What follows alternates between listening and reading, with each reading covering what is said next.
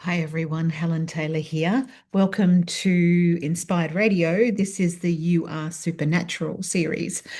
I'm here with you for conversations and stories to awaken something in you, to inspire you. I do know that stories are creating our new world. Storytelling is fabulously powerful, and it's how we do create a new world or a new reality. So, you've probably seen the show. I've had guests on who are talking about their stories, but today I want to talk about my story. I want to share with you just some insights and things that I've learned along the way in life. Um, I feel like let's all just sit around the campfire and let me share some stories and some anecdotes with you, some things that I've learned because, um, you know, stories help us. They help us understand ourselves. They help us understand the world. And through my stories, I've really discovered a lot of things that don't work in this world and then discovered things that do work.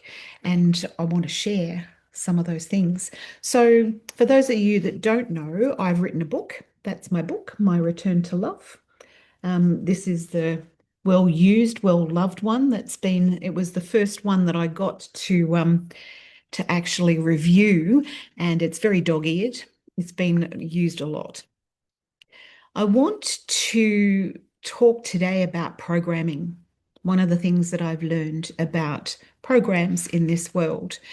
But firstly, I want to start with reading just a little bit out of the book. So, for anybody that would like a copy of the book, there's a link under this show in the show notes to buy the ebook. It's $9.95. It's not too expensive. It's pretty simple to do. You just click on a link. So, if you'd like a copy of the book, go ahead, please. And yeah, while I'm doing this series, you can read along with me and share with me. I want to read the introduction. Okay, here it is. This book is for everyone who has ever felt lost, alone, and broken. I know you very well, and I figured it all out. I extend my hand to you, not as someone who has all the answers, but as a guide who has investigated and navigated the depths of my soul and emerged stronger and wiser on the other side. I share my story not for sympathy, but because I believe now in my power and the power of something even greater that I discovered along the way. I wrote these words not merely to inspire you, but to encourage change. I want you to know that the shackles that bind you can be broken, the cycles that confine you can be shattered, and the love that seems so distant can be found within your own heart. That's my introduction. So, the next part I want to read to you, it's just a couple of pages. The voice told me to get out because this really kind of um, lays the groundwork, I suppose, for programming. And let me go back one step before I read it out. This whole book is a book on programs. My whole life up to that point, I didn't realize was about programs and programming. And I'll get into that after I read this. I'll explain what I discovered about how we're programmed and how all of my stories throughout this book are me stepping into one program, out of that program, into another program, out of that program. It was like just sliding doors, right? One into the other. So the voice told me to get out. This seems like a really good place to start because this one event was really important and was going to change my life forever. Let me set the scene for you. I'm 33 years old and have been married for 7 years. I have three beautiful boys, Cameron, who is 6 years old, and twins, Shane and Gavin, who are both 4 years old. My husband David is at work, and the kids are at school and kindergarten, respectfully. Respectfully. Respectively. I am at home alone getting the housework done. I'm standing at the kitchen sink, mindlessly doing the dishes and gazing out the window over the backyard. A voice from somewhere behind me and a few feet above my right shoulder declared, "Get out." I can be very specific because I've analysed this moment over and over again. It's a loud, clear voice, and instantly I freeze. And if anybody can notice that there's smoke going past me every now and then, there's incense burning at the side. So I'm not smoking or anything like that. And it's not ghosts, but if you can see it, that's what it is. Okay, so let me go back. It's a loud, clear voice, and instantly I freeze. In that instant, I had so much information downloaded all at once. I know the voice is right. It knows my marriage is over. It knows I've tried many ways to save it, but none of them have worked. It knows there is nothing else I can do. It knows it's time for me to get out, and it knows I'm terrified at that thought. It knows all my thoughts. I have three kids. How will I survive? How will I have money? How will I feed them? All these thoughts are flooding through my mind together with a ton of images flooding my mind all at once. What the hell was happening to me? Mentally, I do the check. Husband at work, kids at school and kindergarten. No one is home. I am alone. So who the hell just spoke to me? I didn't consider myself a religious person at all, so God never crossed my mind. But I did have to look. I had to check to make sure that no one was really there. I slowly turned around. No one was there. I just couldn't process it. So I went back to doing the dishes, but it happened again. This time the voice boomed, "Get out now." It was incredible.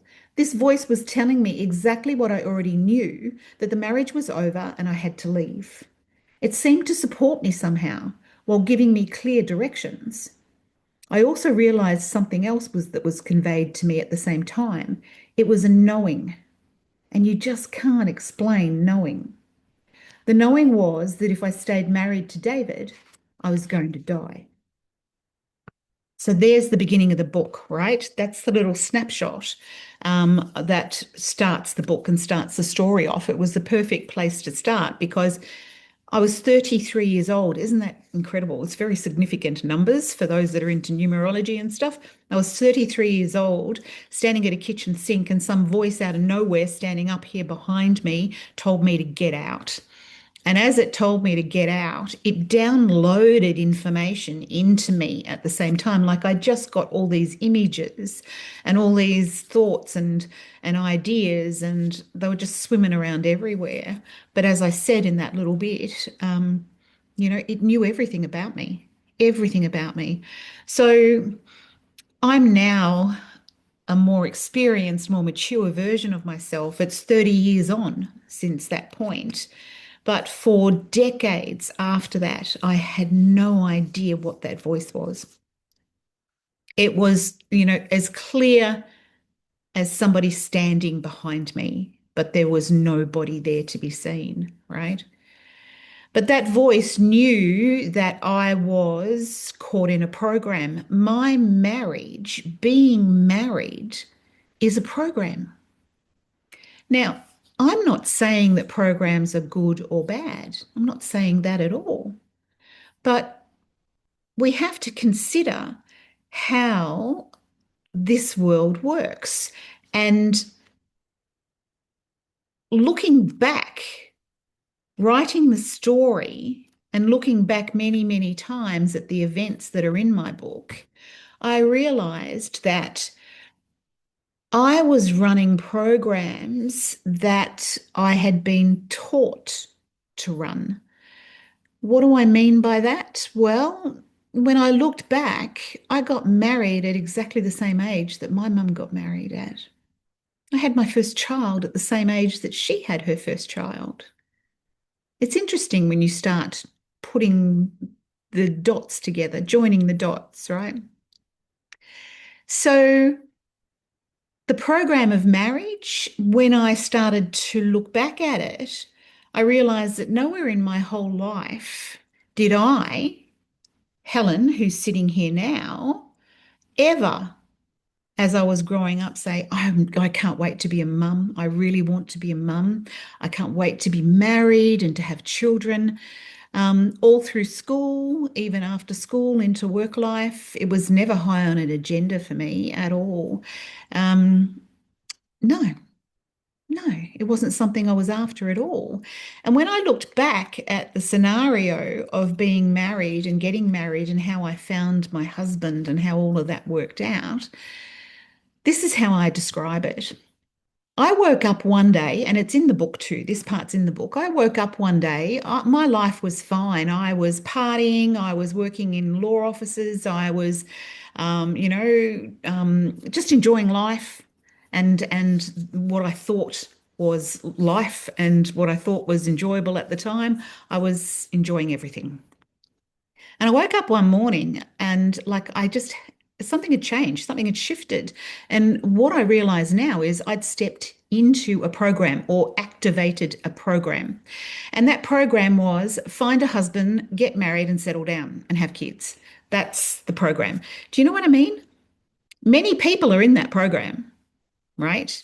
Many people are in that program, and we think we choose it.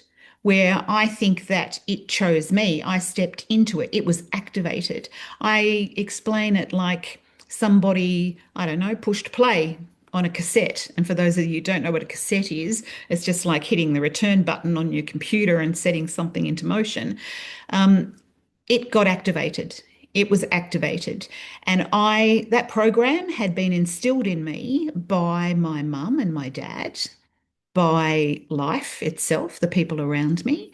I had a choice whether I was going to be a part of that program or not, but I was a pretty unconscious being back then. And I just became a heat seeking missile. Find a man, settle down, have kids, all of that sort of stuff. So I did.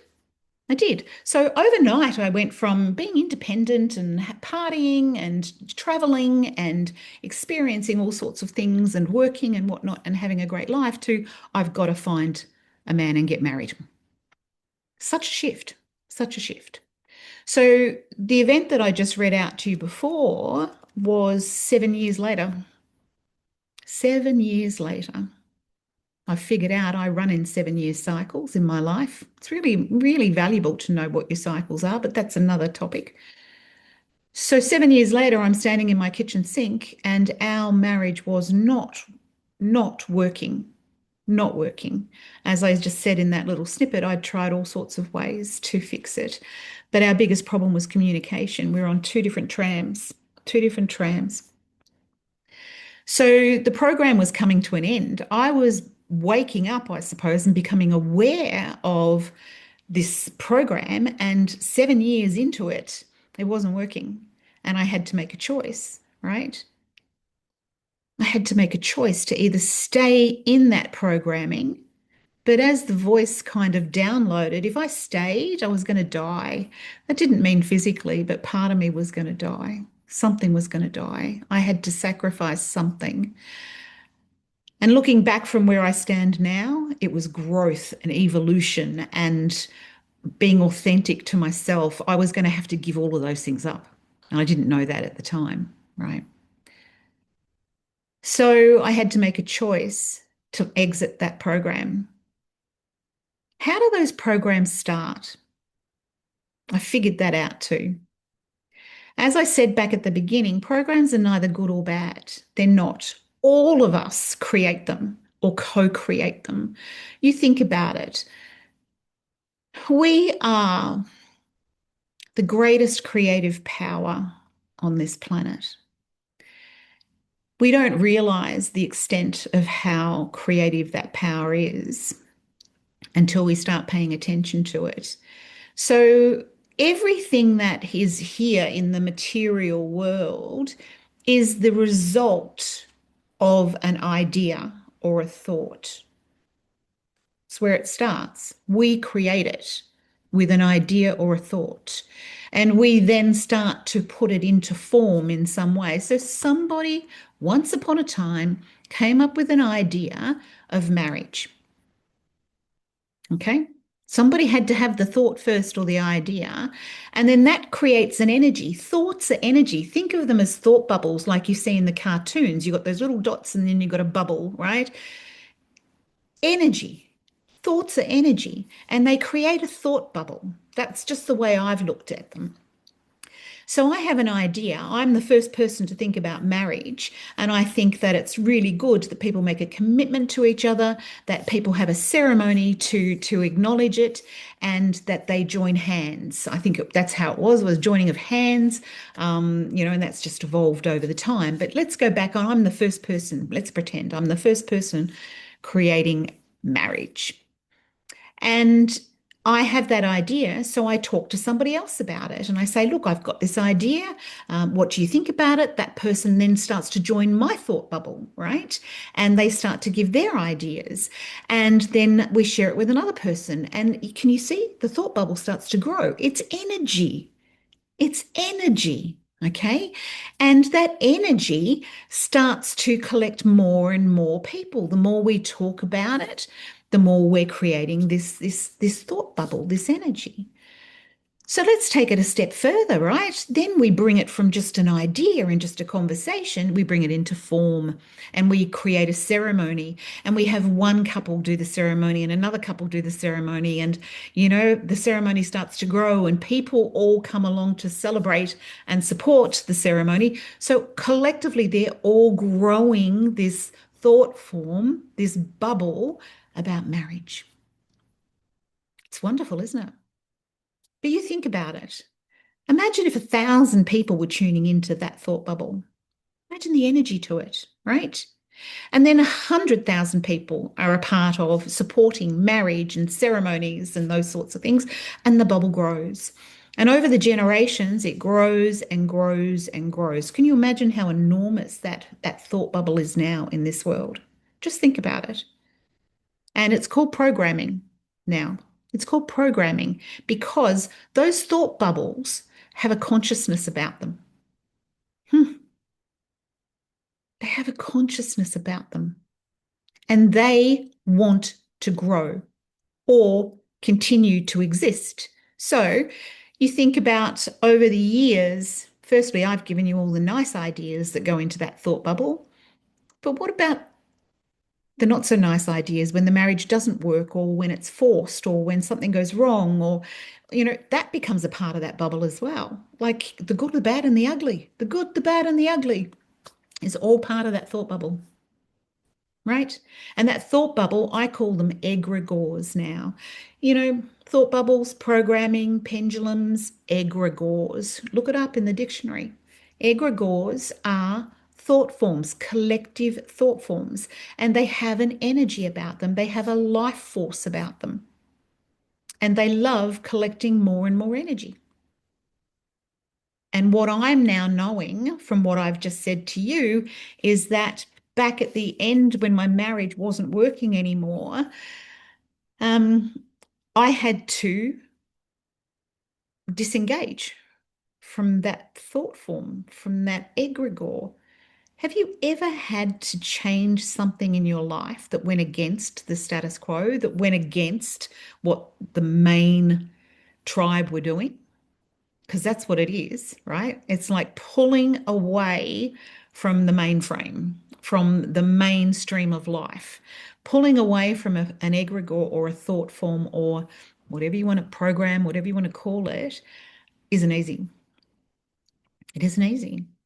I kind of like to look at those thought forms as having some sort of tentacles or something, right? And again, I don't want to make it sound ugly or nasty, but it's got its hooks in. It's got its hooks in. So if you want to change your life in some way and exit a program, it's difficult. And you find that the tribe want to judge you. They want you just to kind of suck it up and just, you know, keep at it. That's what everyone did around me. I couldn't understand. Everybody saw that David and I were just the happy couple and everything was wonderful. They didn't see all the cracks. They didn't see all the problems that we had. So everybody in the tribe, all the massive egregore, all looked at me and went, "What are you doing? What the hell are you doing?" And when you step out of the programming, you really do step into the void for a little while. And that was really difficult. I call it God's waiting room now, but I didn't know that back then. I didn't embrace it. I didn't look at it as something wonderful. I saw it as something incredibly scary, incredibly scary. And why did my marriage have to end? Why did I have to step out of that programming? Well, we couldn't communicate. I'd reached the level of my understanding of communication, and I think maybe David had as well. And we just couldn't work it out. And when I looked at people around me in my life, I looked for people with successful relationships. I looked for ways to find out how to do it. I watched movies, I read books. Um, as I said, I looked at the relationships around me in my life, and nobody around me had a good relationship. Nobody. And that was pretty mind blowing for me at the time as well, right? I didn't have any guidance around me. I didn't have anyone that could tell me how to fix it and what to do. So after the voice told me to get out, well, nobody tells me what to do. Well, not back then anyway. So I just turned around and gave it an even bigger shot at trying to fix it. But it didn't work. It didn't work. So let me go back one step as well. That egregore, that programming, that collective thought form, how did I get plugged into it in the first place? Remember, I said to you, I felt like overnight I woke up and it was like someone pushed play on the cassette, the recording. Like, and I went from living one life to another, completely changed my trajectory, my focus. How did it get its hooks in me? How did it activate? I don't have a lot of memory of my state of mind and things that were going on for me back then. But now that I'm saying it out loud to you guys right now, I remember that I was feeling, even though I had friends around me and I had family around me, I was feeling lonely and I wanted a partner. I wanted a partner. And I think that that was the trigger that opened the door to that programming. It was kind of like if you want a partner, well, step into this world of thinking and think about it this way, it's invisible. Egregores and thought forms and programs are invisible. 99 point something percent of this world is invisible to our eyes, but it's there. But it's there. So that egregore, that program was sitting around, hovering around, and it's our thinking and our feelings that attract those programs to us. So all I had to do was start yearning a partner, start yearning having somebody else in my life. And I was calling out for that programming subconsciously without even realizing it, right? So overnight, boom, I stepped into a new version of myself who wanted to be married, who wanted to have a partner. And I didn't realize that that whole programming came with a kid and kids and all that sort of stuff. Now, not to say that I, ever regretted having my children. It had just never been on my mind. It had never been part of my focus, right? But I do love my kids, and I did love my kids back then, and I enjoyed every part of the journey, those 7 years to a certain degree, right? But yes, I asked for it. I asked for it. And so along came a program, right? And I stepped in. I stepped in. And that programming then starts to bring about all the thinking, the collective thinking about creating a marriage, finding a man, creating a marriage, settling down, getting a house, finding kids, having kids, all that sort of stuff. It's all part of this programming. And you don't even realize you're getting caught up in it. I didn't. When I wrote the book, well, when I lived the story, I had no idea. I thought I was at the mercy of life, and that's just how life happened. But 7 years into that marriage, something woke me up. And to finish this session off here today, I'll tell you what it was, right? It took me all these decades to figure out what it was because in the book I go into, I have other journeys about past lives, reincarnation, karma, demons, auras, all sorts of things. I opened the door that day to a whole new path where I was going to experience a whole ton of stuff. And I'll talk about those in future episodes, right? I opened up the door to all of those things. A whole new tapestry of life. Incredible. And it started with that voice. And that voice, when I started to learn about spirituality and energy and all that sort of stuff, I thought it was a spirit guide, but I never quite got into spirit guides. And I'll talk about that another time as well. I always had just a bit of a doubt about that sort of stuff, and I'll explain that another time. But along the way, I started wondering just what that voice was, right? You know, because as I said in that little intro, God wasn't on my radar. I really didn't have any interest in God, religion, or anything else. That voice was me. That was me. You want to call it a higher self, you want to call it your soul, your spirit, whatever you want. I had now, through my own experiences and my own learnings, understand that it was me. There were moments in my life where this woman you're listening to right now is the essence of that consciousness of me in this mind and body, right? Sitting here in this form. And the connection that I have with that higher aspect of me, sometimes it's incredibly strong, sometimes it's weak, and sometimes, like, you know, back then it was cut off. It was cut off. So God bless her for getting through loud and clear. She got a moment in time to get right through and say to me, get out. I don't know quite how much effort that takes or how much energy or alignment that takes, but she did it. And she'd done that a few other times as well, right? Got through to me, got my attention. And she's where my knowing comes from. I have an incredibly strong knowing. I have all my life. But knowing is a really difficult thing to have because you can't explain it to anybody else and it has no evidence to it. So, you know, most of the world wants to see why you've got ideas. They want to see some evidence of stuff. And she's my knowing. I realize that now. All those times in my life when I've had a knowing, it's those moments of alignment where I am her in form, like right now, talking to you. More and more, I am her talking to you right now. It's beautiful. And I hope my story has inspired you. I hope it's given you this story today, given you a little insight, given you something to think about. Programming. Are you caught in a program? I went from one program to another, to another, to another. And you know what? If those programs start with a thought and an idea, what I started to learn was I could create my own. And that's where we start to get into dimensions and timelines and quantum realities and things like that. And I've been down those rabbit holes. And what I've realized is that I'm creating my own dimension. I call it my jurisdiction because I just love that. You've got to find your own language. I call it my jurisdiction. I love my jurisdiction. I'm creating it.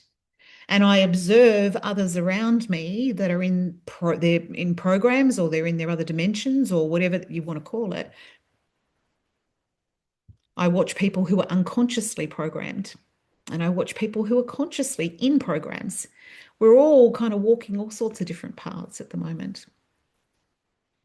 But I can tell you right now, there's 8 billion realities on this planet, and we're all bumping up against each other. And some of them are collectively part of bigger programs or egregores, because that's how it works. I hope this has given you insight. I love this stuff. I love every part of it, which is why I love sharing it with you as well, because I want to inspire you. I want to educate you. I want you to understand that you are not your stories and you're not your programming. And I want to just unravel that a little bit at a time. So thank you so much for listening. Thank you so much for sharing too. Please share back, put your comments, put some insights, whatever it is, put them underneath this video, underneath this post. I'd love to hear what is happening with you and how you are dealing with programming, how you are dealing with creating your own life with your own thoughts and your own ideas. And in the meantime, my love to you all. Thank you so much. See you next time.